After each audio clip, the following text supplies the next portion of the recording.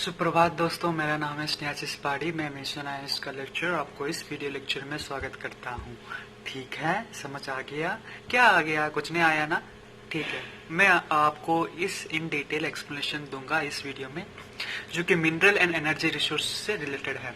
Minerals and energy resource. Minerals क्या है? एक नेचुरली अकरिंग सब्सटेंस है जो कि नॉन रिन्यूएबल है, फिर से नहीं हो सकता है। वो क्यों नहीं हो सकता है? उनका अवेलेबिलिटी बहुत ज्यादा कम है, इसीलिए वो नहीं हो सकता है। ठीक है, समझ आ गया मैं क्या बोल रहा हूँ? अगर देखें तो मिनरल्स एंड एनर्जी रिसोर्स, अगर इसमें ये भी पढ़ेंगे एनर्जी रिसोर्स, किससे एनर्जी रिसोर्स उत्पन्न होता है, एनर्जी रिसोर्स का अवेलेबिलिटी या फिर वे ऑफ यूटिलाइजिंग क्या है, वो सारा हम इस वीडियो में पढ़ेंगे।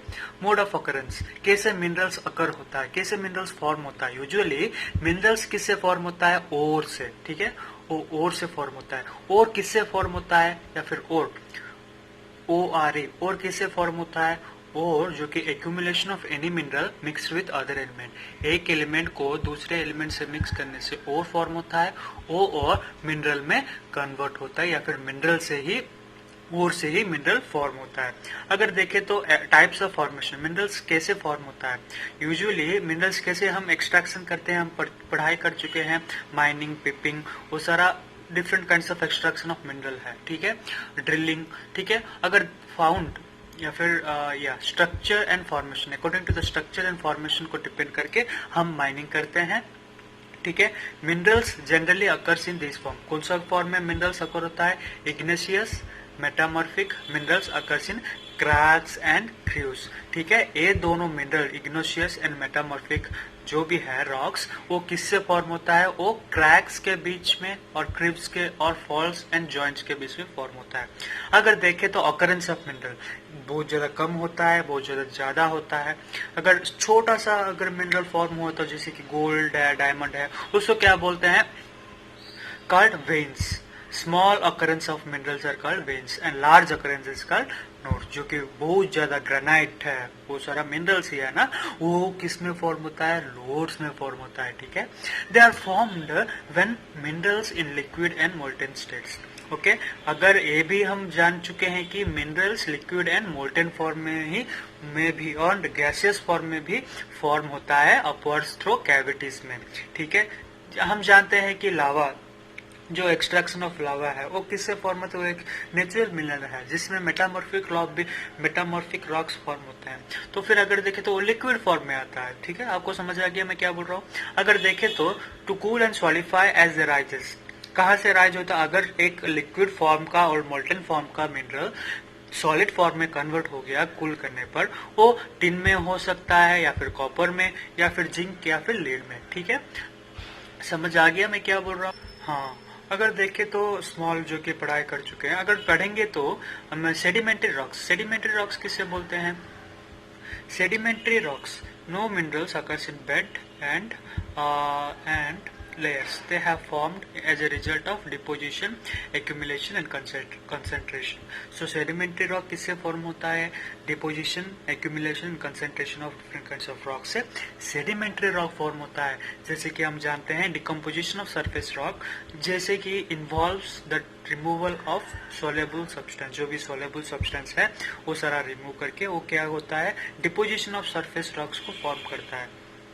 सो बेस्ट एग्जांपल है बॉक्साइट, जो कि बॉक्साइट जो भी है फॉर्मेशन, वो किससे फॉर्म होता है? Removal of substance living residual mass, जो कि हम सोलेबल सब्सटेंस से निकाल देते। अगर बेस्ट एग्जांपल है, जब हम छिलका मीन्स मैंगो खाते हैं तो फिर हम क्या करते हैं? उनका अपर पार्ट जो भी है उनका सारा मिक्स करके सारा खा जाते हैं, लेकिन वो जो भी मिनरल्स फॉर्म मीन्स वो सीड होता है उसको हम क्या करते हैं?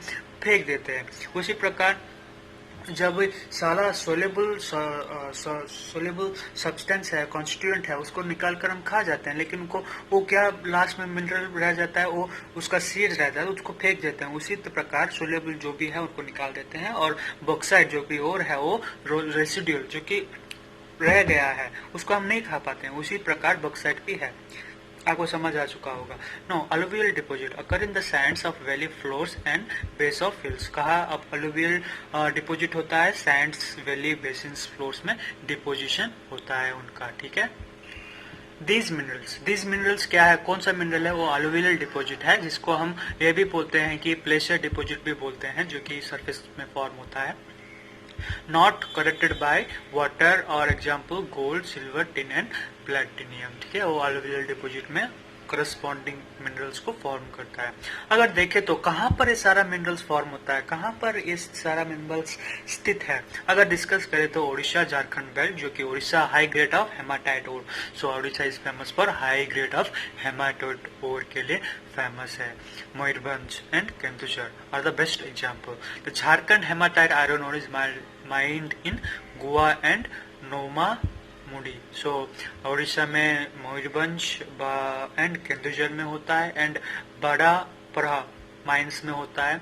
अगर देखें तो दुर्गा ब्लस्टर, जो कि चंद्रापुर बेल्ट में होता है, जो कि लाइस इन छत्तीसगढ़ बेल्ट में वो लाए है, जो कि Maharashtra high grade hematite are found in Bailadila ranges hills of Chhattisgarh. ठीक है, छत्तीसगढ़ महाराष्ट्र बॉर्डर्स में वो फॉर्मेशन होता है। उसके बाद बेली एंड छतरपुर दुर्गा, चिकिन मुर्ग, टुमुकर बेल्ट, वो सारा Karnataka large means hematite minerals के लिए मीन्स फेमस है। Reserve for iron ore, sorry not for hematite, it's for iron ore. ये सारा आयरन ओर के लिए फेमस है। ये सारा किसके लिए फेमस है, हेमाटाइट के लिए फेमस है। उसके बाद देखें तो Kudremukh mines located in western Ghats of Karnataka Maharashtra belt में कौन सा high grade of iron ore का फॉर्मेशन होता है। ठीक है, समझ आ गया मैं क्या बोल रहा हूँ आपको। लास्ट नंबर टॉपिक है कंजर्वेशन ऑफ एनर्जी रिसोर्स। ये सारा रिसोर्स को हम कैसे कंजर्व कर सकते हैं।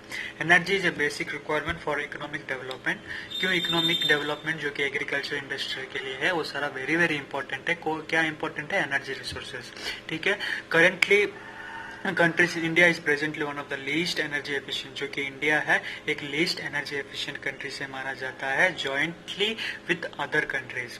अगर देखें तो use of public transport instead of individual हम एनर्जी कंजर्व कर सकते हैं। Switching electricity when not in use, हम सोलर पैनल भी यूज कर सकते हैं। यूजिंग पावर सेविंग डिवाइसेस जैसे कि इन्वर्टर्स है। Using non conventional source of power, वो सारा different kinds of conservation of energy resource में आता है। ठीक है, धन्यवाद।